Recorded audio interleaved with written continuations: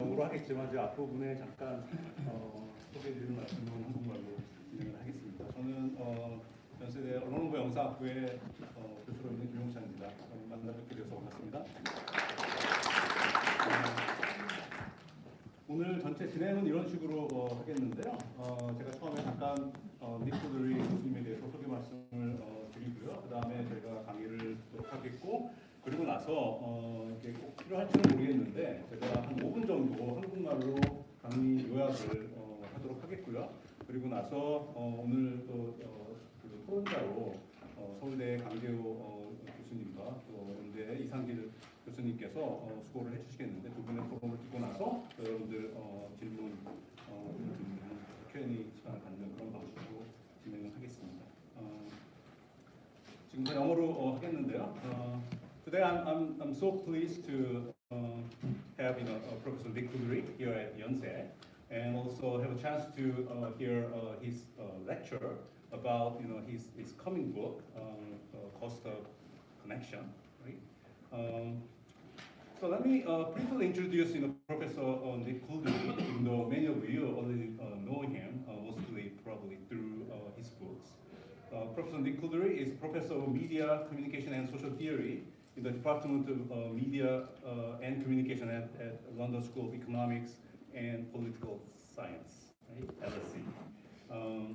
As a sociologist of media and culture, he approaches media and communication from the perspective of the symbolic power that has been historically concentrated in the media institutions. So he has been interested in how media and communication institutions and infrastructures contribute to the various types of order, like social, political, cultural, economic, or ethical orders. And Professor Couldry has become one of the most influential scholars in the field of social theories of media and communication. So he has provided very unique, useful, and insightful theories and concepts that we can use to understand the modern society and the role of media in the modern society. So he has provided a very useful conceptual tool to understand what seems to be separate dots or separate phenomena are connected to one another. So with his conceptual tools, he has very successfully provided theoretical frameworks that help us have a better, clearer picture of our lives with the media in the modern society. So his work has drawn on and contributed to social, spatial, democratic and cultural theory, and anthropology, and geography, and media and communication ethics. His analysis of media as practice has been widely influential in many fields, not only in the media field and also other social scientific fields. He's the author of editor of 12 books and many journal articles and book chapters. He's probably one of the most prolific and productive scholars that I have known. So let me just talk about some of the most representative books that he has written. Actually, he had a lecture about this book, the mediated construction of reality, in my own communication theory class two days ago. Actually, that was really helpful, not only to students but also to me. And also media, society, world, social theory, and digital media practice. And actually, this book was started by Choice Magazine as one of its outstanding academic titles of 2013. And why voice matters, culture and politics after neoliberalism. Actually, we found that this book was translated, and it's in the Global bookstore. And the Listening Beyond the Echoes, Media Ethics and Agency in an Uncertain World, and the Media Rituals, which is another book that was translated in Korean. And Inside Culture, Reimagining the Method of Cultural Studies, The Place of Media Power, Pilgrims, and the Witness of the Media Age. And then also he has a bunch of edited books. Okay, I think I better stop here. So to give him more time for his lecture. Okay, so when he comes to the stage, please give a big hand to him.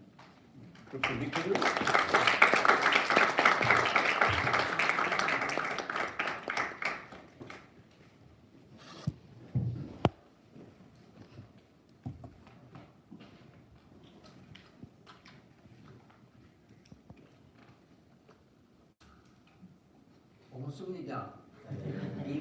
임요수님, 안녕하세요. 만나서 참 반가워요.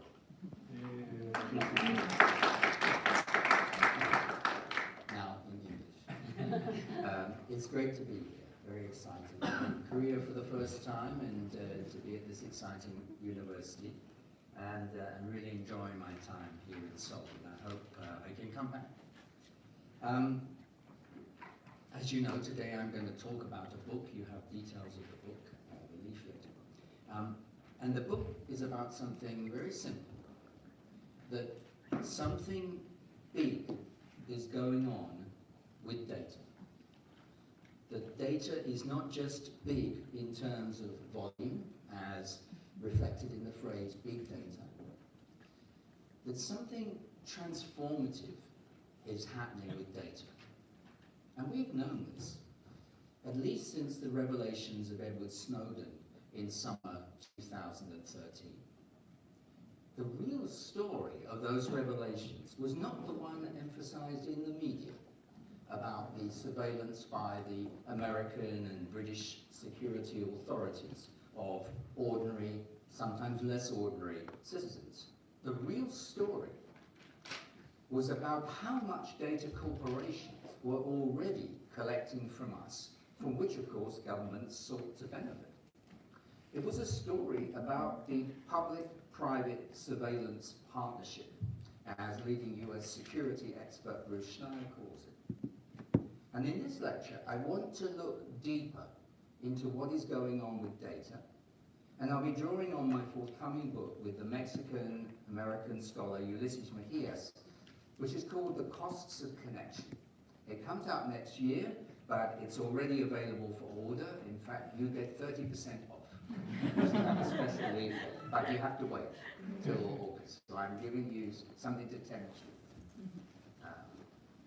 Now, the core point of our book is that what's happening today in digital societies, where data harvesting seems such a natural, such a basic feature of everyday life, is not just a development or even a new phase of capitalism, as many writers have claimed. It's something even bigger. It's a genuinely new phase of colonialism, which will in time provide the fuel or the energy for a later stage of capitalism, whose full shape we cannot even predict yet. And this is what we start to see if we shift our timescale from the past 30 to 40 years, in which for sure capitalism has become embedded in ever more sectors of daily life. If we shift from that shorter recent history to the past 500 years, over which the relations of capitalism to colonialism have played out. We're thinking about colonialism here in this book in terms of its fundamental historical function, as the appropriation of resources on a vast scale. In 1500 and for the next 400 years, it was land, territory that was acquired. The resources of the land, the minerals, the agriculture, and of course the bodies, for a long time the bodies of slaves that were needed to extract value from those resources. But today, the resource being appropriated is something different. It's us. Human life, in all its depth, extracted as value through the medium of data. And this possibility that we're entering now a genuinely new phase of colonialism, where human beings are the target, is, as the old cliche goes, that's the bad news. But there's also some good news. First, that this cycle of colonialism is only just starting, and by just I mean in the past 20 years. Second, we have today a memory of what historical colonialism did and how over centuries it fueled industrial capitalism. We can look back on that history. And third, we certainly know what capitalism is, having lived much or all of our lives under capitalism. remember that the initial victims of historic colonialism did not have those last two advantages. They did not know what was coming. So to give you a sense of what we might gain by interpreting our present relations with data on this much longer timescale, let's think back to earlier this year and another key moment in the collective realization that something big is going on with data. And I mean the Facebook Cambridge Analytica scandal, which broke in mid-March 2018. It was a very big thing in Britain. I know Facebook is a little less popular in Korea than it is in Britain, but I assume it was, you knew about this. It was a worldwide scandal. This scandal caused many people to start checking what was being routinely collected from and about them via platforms such as Facebook, also via search engines such as Google. Many people in the West, at least, were shocked. Many, however, already knew about this. But as the scandal heightened, the Edward Snowden of this moment, Christopher Wiley, a former employee of Cambridge Analytica, commented on Twitter about Cambridge Analytica's plans for expanding their operations to India. He wrote, "This is what modern colonialism looks like." But you might say, hang on, that's too easy. Yes, the legacy of older colonialism lives on in the geography of global capitalism, in the dominant power to this day of American culture and the American army, in the racial divides of US, Brazil, many other countries. And yes, you might say almost every form of power imbalance today can in some way be related back to the legacy of historic colonialism, and therefore has been called neo-colonial by one critic or another. And the sort of power that Facebook has sought to exercise in Africa, you might say, through its Free Basics platform, surely it's best understood as a neo-colonial move, because it benefits from the historic asymmetry between Africa and American capital. But surely you might say, that of itself doesn't mean that what's going on today with data is really a new type of colonialism. And you will be right, it's too easy to use the word colonialism just as a metaphor, including in its relation to all things digital. But Ulysses and I, when we talk about data colonialism, we do not mean it as a metaphor. We're claiming instead that what's going on with data today represents potentially as far-reaching an appropriation of resources as the conquest of gold and territory in historic colonialism. A land grab in digital territory that's is likely to have as far-reaching implications as historic colonialism did. A colonial reality, not a metaphor, to which we need to wake up. Think of the terms of service to which we sign up every time we install an app, every time we join a platform. Most platforms, most apps, there may be exceptions.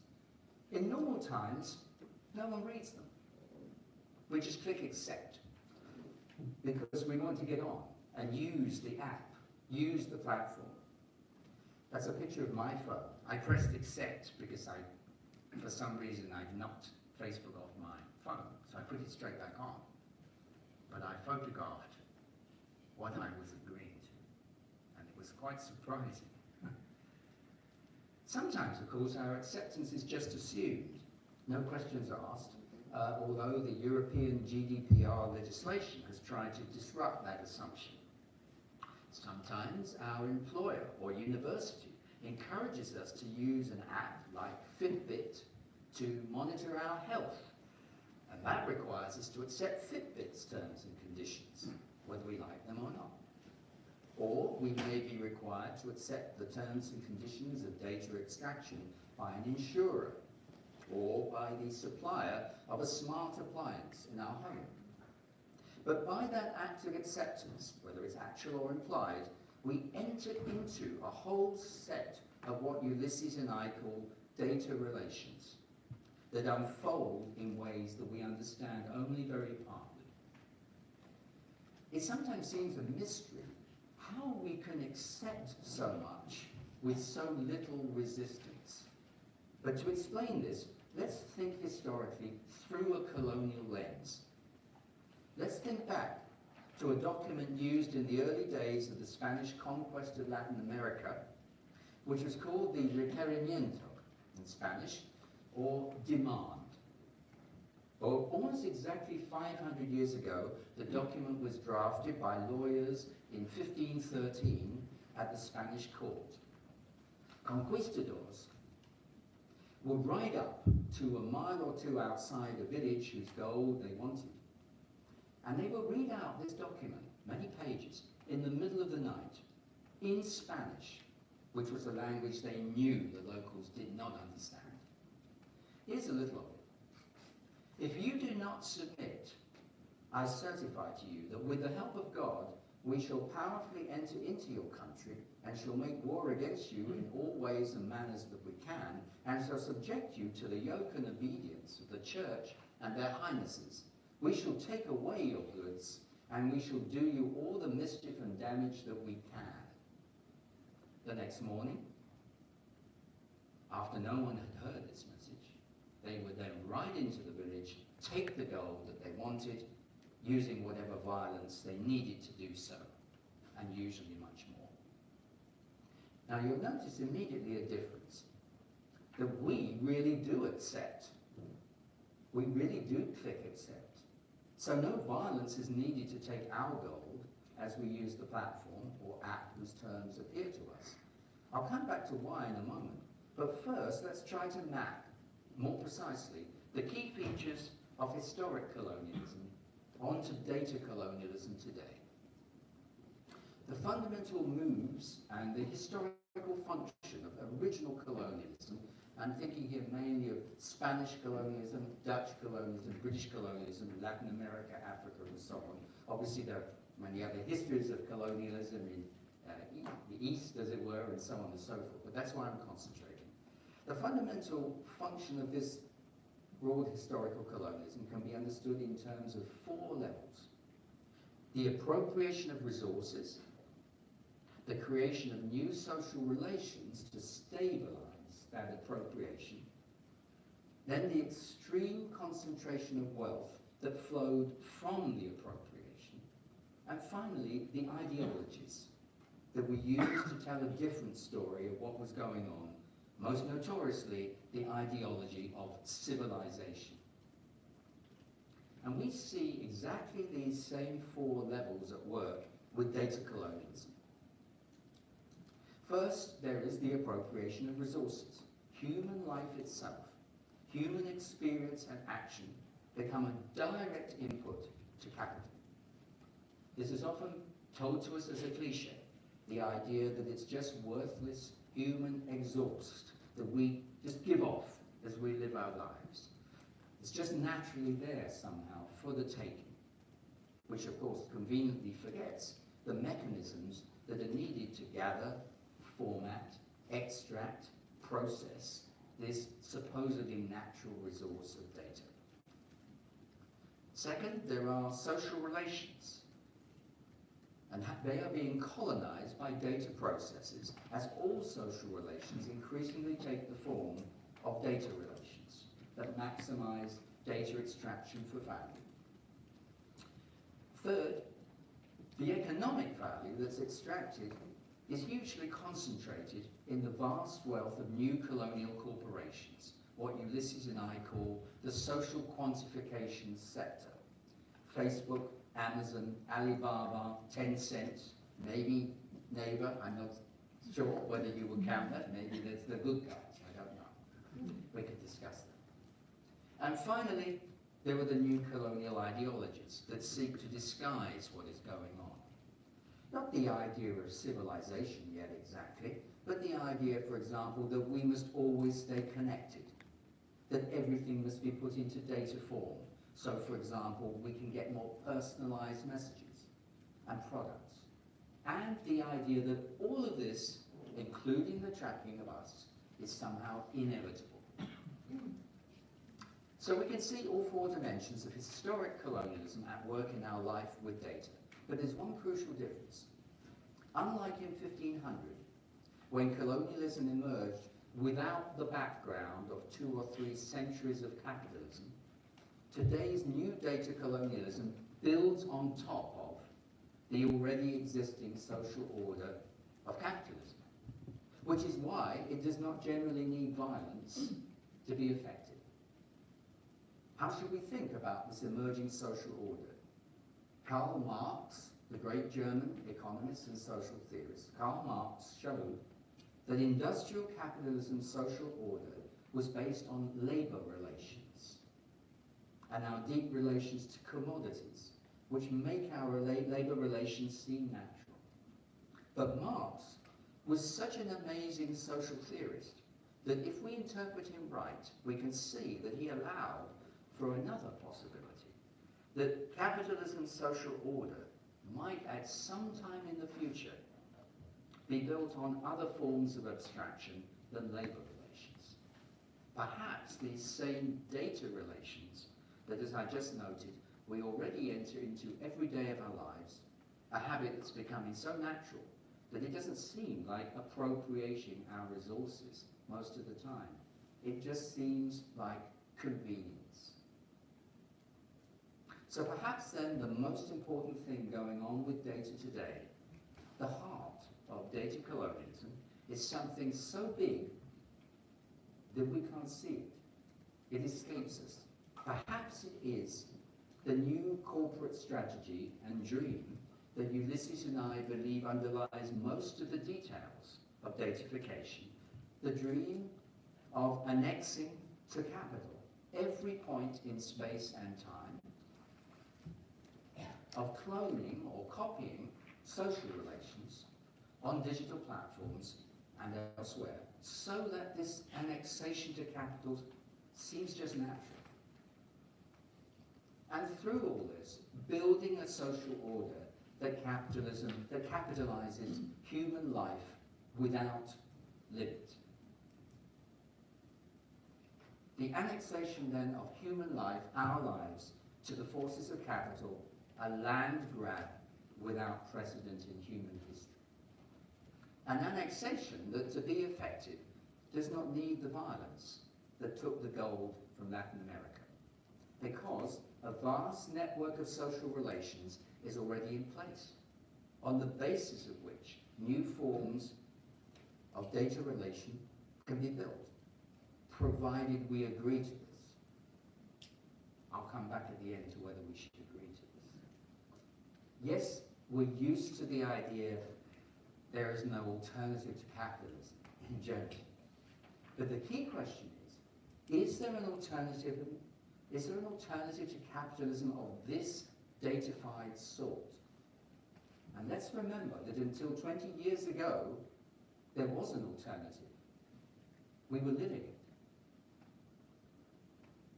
And as we think about that question, is there an alternative?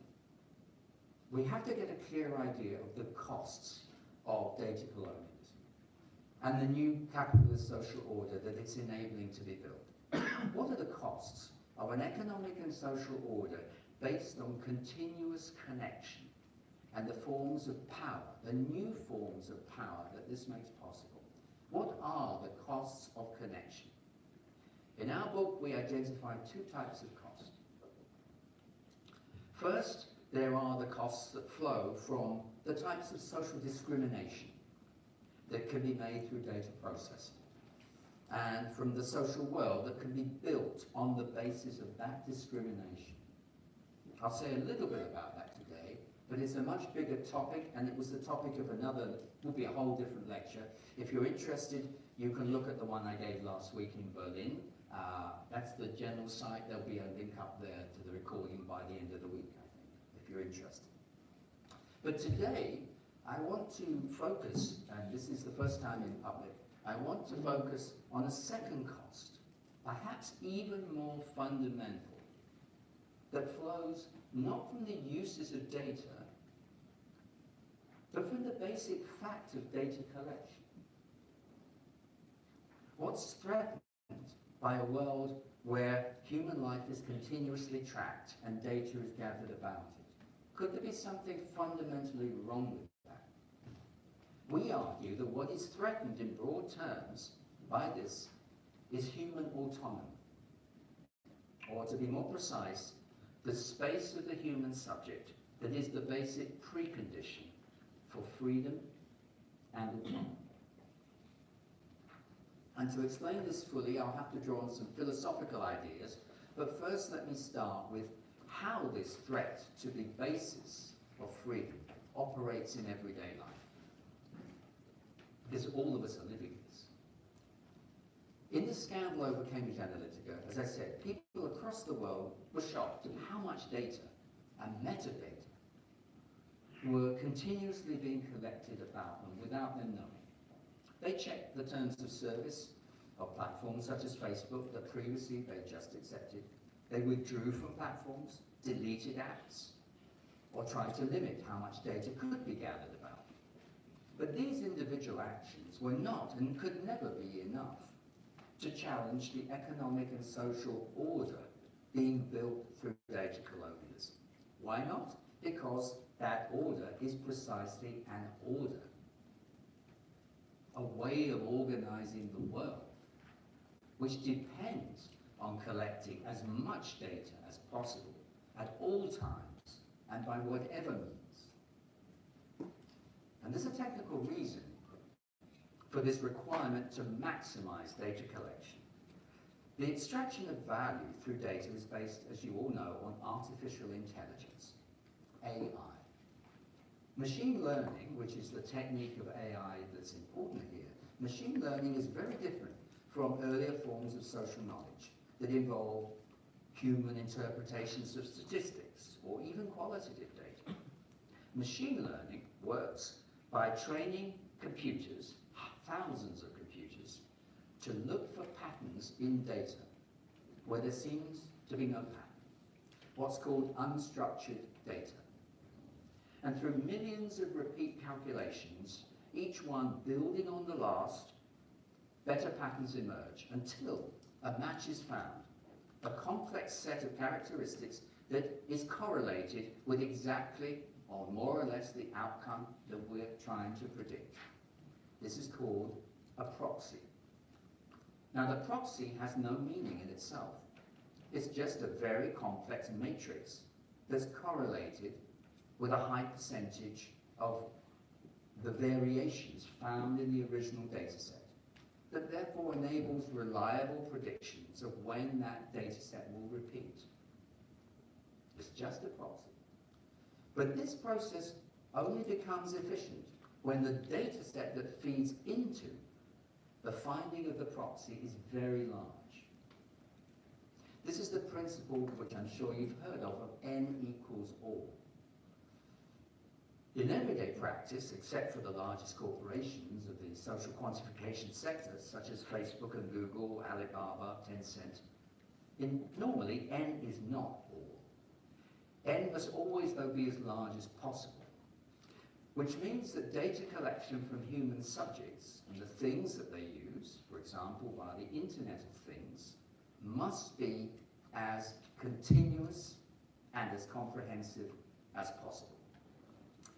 This, in effect, is a redefinition of social knowledge. Knowing the world, the knowledge that corporations of all sorts today are building, not just social media platforms or search engines. Social knowledge now comes increasingly to depend on this continuous social surveillance. As the computer security expert Bruce Schneier, a favorite writer of mine, puts it, the primary business model of the internet is built on mass surveillance. We all know it. We don't often like to say it. Now, we're not talking here about traditional surveillance. There's no eye watching us. What is tracked is not a single body in isolation. What is tracked are the relations of similarity and difference that emerge when everything and everyone are tracked all the time. Machine learning searches for as long as it needs to discover the possibilities of patterns Some writers call this dataveillance, but I think the old word surveillance is much more useful because we know its political implications. This continuous surveillance of our lives comes as the price for being connected. It's achieved through a process that Ulysses and I in our book call social caching. In computing, as you may know, caches are files held in a location for potential later use, like a video file. Then you download it and you watch the file on Netflix or whatever close to home. It's like a little pot of gold we bury in the earth and come back to later. In a similar way, every time we do something online, some data is stored somewhere about that action and is added to other stores of information that somehow are relevant to us. As I just explained, it's important for machine learning that as much data as possible is gathered, which means that social caching must be as continuous as possible. The same principle operates with digital personal assistants like Alexa or Cortana. I don't know how popular these are in Korea. I hope not very popular, but I guess they may be. You may know Cortana. These only work on the basis of observing us continuously, gathering as much information as possible about us, so as to train the machine learning process. And this logic was expressed very clearly by the chief executive of Microsoft, Satya Nadella, in his autobiography, which he published last year. Now, he for sure is no evil colonialist. For the book, he seems like a very nice, very smart man. Here he is. When I worked at Microsoft last year, he seemed really very nice. But when he describes the principles on which AI-driven personal assistants like his Cortana work, he strictly follows the logic of n equals all. He wrote in his book that the AI-driven personal assistant will know your context, your family, your work. It will also know your world. It will be unbounded. And then in the employee edition, because I worked for 4 months on secondment to Microsoft, I have a copy. I'm not putting it up on the slide, but I have a copy of this employee edition. He adds an extra technical note where he writes that the concept of being unbound is key for an AI agent. It must be, quotes, free to follow a user regardless of the device or operating system. Free. So the AI-driven personal assistant like Cortana in computer thinking must be free. But what if the cost of that freedom is to damage the freedom of the human being who the assistant is meant to be helping? Many people experience continuous surveillance as a result, not just of their choices to use a social media platform or digital personal assistant, but not exactly through choice, as a condition of their working life. Think of the long-distance truck driver. American truck driver. Now in America, more than 50% of trucks have electronic onboard recorders installed, so-called EOBRs. They record every act of the driver in real time, producing a data set about the driver's driving for the truck company that can sometimes be combined with other data, such as social media data. Karen Levy, a sociologist, talked for her PhD to American truck drivers in a fascinating study. Here is one driver that she talked to, who said to her, "I'm not going to work under conditions where I'm treated like a child who doesn't have enough sense to know when to go to bed and when to get up, or when to stop and rest while rush hour traffic clears and then proceed when rested and safer." Clearly this truck driver is troubled. He wants to stop driving. A trucker from the same study went further and insisted, quotes, that any piece of electronics that isn't hooked up directly into my body can't tell me when I'm tired. So even the sort of work that was once associated with freedom, at least for men, driving endlessly into the distance with a big truck, even that job now involves the absence of freedom. And there's a real risk that that second driver I quoted will get what he predicts and have electronics hooked up directly to his body at some time soon via implanted surveillance. It's becoming very common.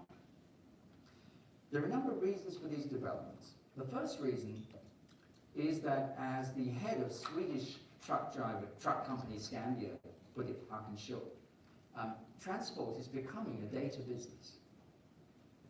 This is part of the huge growth of logistics in a global economy. As I said, data colonialism goes much, much wider than social media platforms. Second, trucking is a relatively low-paid, low-status job. The lower the status of the work, the more likely that the work, at least in large corporations who have the money to pay for the computing that's involved to track people, the more likely that their workers will be continuously tracked.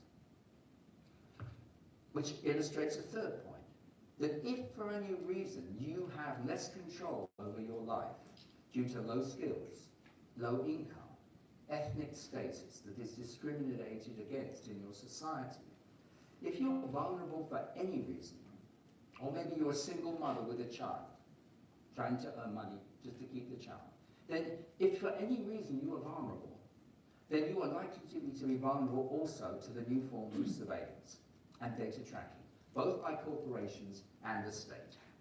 So data colonialism, when implemented on the ground, has major implications for social inequality. This is one threat to human autonomy, the autonomy of the most vulnerable in society. But, and this is very important, the threat to human autonomy from data colonialism is also a general threat. It's a threat to the life conditions of every one of us. And this is very clear if we look at the Chinese state's model of data collection and artificial intelligence that they've been building with vast corporations such as Tencent and Alibaba. Let's take a look at the policy that launched China's proposed social credit system. It's translated into English, I'm pleased to say. I don't know if it's yet in Korean. It's a very, very important document. Because this policy makes clear that the goal of the Chinese government's huge investment in artificial intelligence is not freedom. It's order.